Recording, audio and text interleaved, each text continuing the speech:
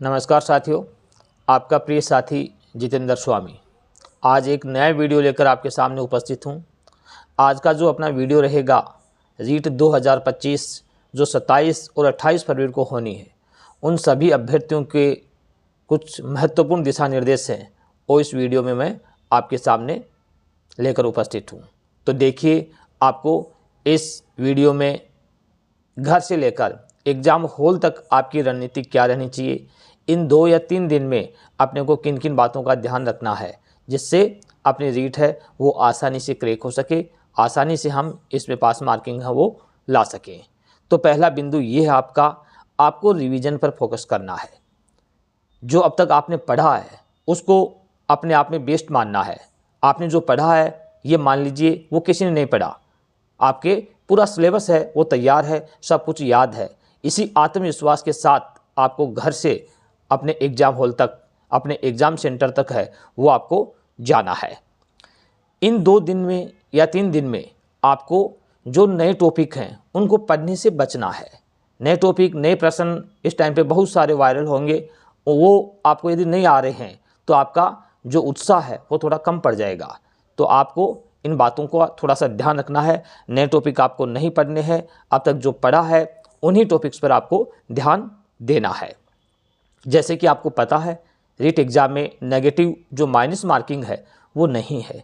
150 प्रश्न हैं वो इस एग्ज़ाम में पूछे जाते हैं, तो आपको सभी प्रश्न करने हैं।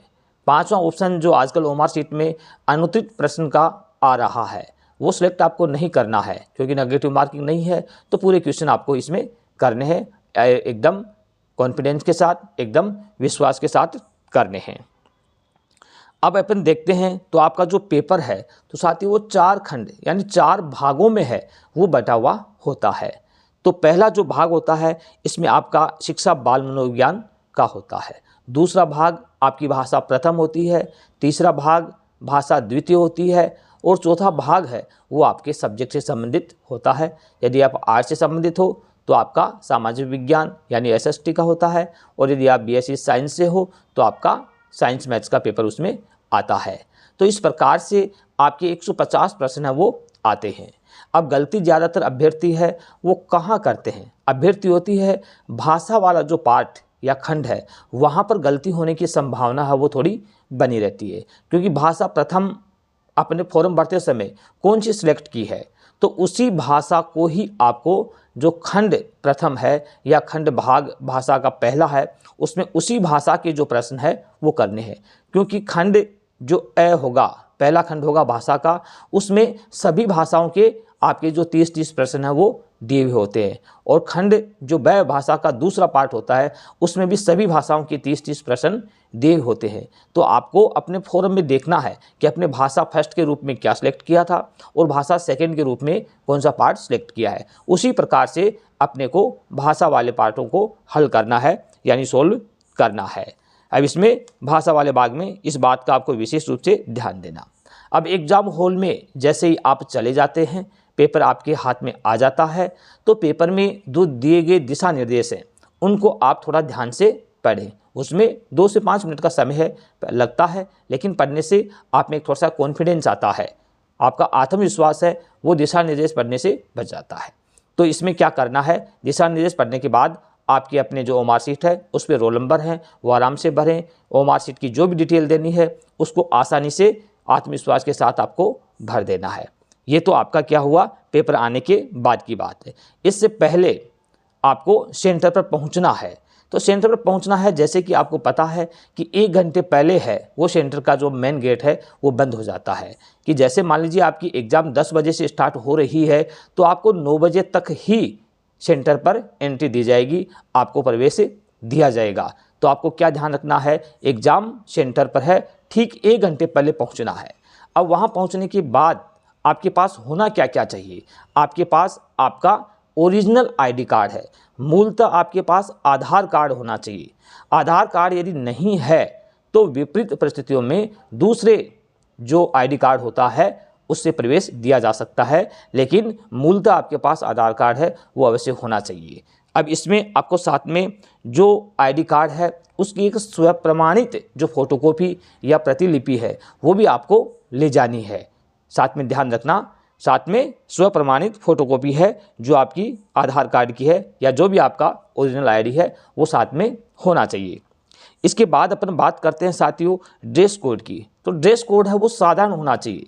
आजकल जो बड़े बड़े बटन वाले जैकेट आ रहे हैं, शर्ट आ रहे हैं, गर्ल्स के महिलाओं के भी कुछ ऐसे वस्त्र आ रहे हैं, उसमें बड़े बटन नहीं हो, उसमें मेटल लगा हुआ है, वो नहीं होना चाहिए। तो एकदम साधारण हाफ बाजू के शर्ट, टी शर्ट, इस प्रकार के कपड़े हैं, वस्त्र है जो माध्यमिक शिक्षा बोर्ड ने दिशा निर्देश जारी किए हैं। आपके एडमिट कार्ड में भी आपको दिशा निर्देश को ध्यान से पढ़ना है और उस हिसाब से ही आपको उसी ड्रेस कोड के साथ जाना है। जूते चप्पल हैं वो आपको जूते नहीं पहनने हैं, आपको साधारण सैंडल चप्पल या जो पतले सोल वाली सैंडल या चप्पलें आती हैं वही पहनकर है आपको एग्ज़ाम सेंटर पर जाना है। जिससे क्या है कई प्रकार की परेशानियां होती हैं, उन परेशानियों से आपको बचा जा सके और आपका पेपर है वहाँ पर आसानी से हो सके। इसके बाद अपन देखते हैं कि जो महिलाएं होती हैं या कुछ पुरुष भी होते हैं, कई प्रकार के कानों में या हाथों में आभूषण हैं, कड़े हैं, ब्रेसलेट हैं, ये होते हैं, ये आपको पहनकर नहीं जाना है क्योंकि ये फ्री स्क्रीनिंग होती है तो उससे मेटल डिटेक्टिंग होती है, उसमें आते हैं तो वहाँ पे आपसे खुलवाए जाएंगे जिससे आपको कई प्रकार की परेशानियाँ हैं वो होंगी। तो आपको इस चीज़ का भी ध्यान रखना है। ड्रेस कोड है वो सबसे महत्वपूर्ण है, उसका पूरा ध्यान आपको रखना है। एकदम साधारण कपड़े पहन के जाना है और एकदम शांत मन एवं दृढ़ निश्चय के साथ आपको अपनी एग्ज़ाम देनी है। तो ये कुछ महत्वपूर्ण बातें मैंने आपको बताई है। इन 2 दिन में आपको क्या करना है, आपको रिवीजन पर फोकस करना है। आपने जो पढ़ा है ये मानो ये सबसे बेस्ट है, जो आपको आ रहा है वो किसी को नहीं आ रहा है। इस समय नए टॉपिक हैं वो पढ़ने से आपको बचना है। आपको पता है कि एग्ज़ाम में नेगेटिव मार्किंग नहीं है, 150 प्रश्न आएंगे तो उन सभी को हल आपको करना है। 5वां ऑप्शन है, इसमें सेलेक्ट करने की भूल आपको नहीं करना। पेपर आपका 4 भागों में है, पहला बाल मनोविज्ञान का आता है, फिर 2 भाषाओं का पार्ट आता है और एक आपके सब्जेक्ट का पार्ट आता है। तो उनको भाषा वाला जो पार्ट है उसका थोड़ा विशेष रूप से आपको ध्यान देना है कि भाषा पहले आपने कौन सी सिलेक्ट की है, दूसरी कौन सी की है, क्योंकि दोनों पार्टों में सभी भाषाओं के 30-30 प्रश्न है वो आते हैं, उनका विशेष रूप से आपको ध्यान देना है। ड्रेस कोड में मैंने आपको बता ही दिया है कि साधारण शर्ट टी शर्ट है जिसमें बड़े बटन आभूषण गहने जो महिलाएं पहनती हैं वो भी नहीं होने चाहिए। आपकी ओरिजिनल आईडी मूलतः आधार कार्ड है वो आपके पास होना चाहिए, उसमें आपकी 10th की मार्कशीट के आधार पर डिटेल होनी चाहिए जिसमें आपकी DOB है, आपके फादर्स मदर्स के नेम की स्पेलिंग है ये भी सेम होना चाहिए। तो आधार कार्ड में नहीं है तो उसको भी आपको अपडेट करवा लेना है। ये कुछ महत्वपूर्ण बातें थी जो आपको ध्यान रखनी है। दोस्तों यदि वीडियो आपको पसंद आया है तो मेरे चैनल को सब्सक्राइब करें और इसको जानकारी को अधिक से अधिक आपके जो दोस्त हैं वहाँ तक शेयर करें। धन्यवाद।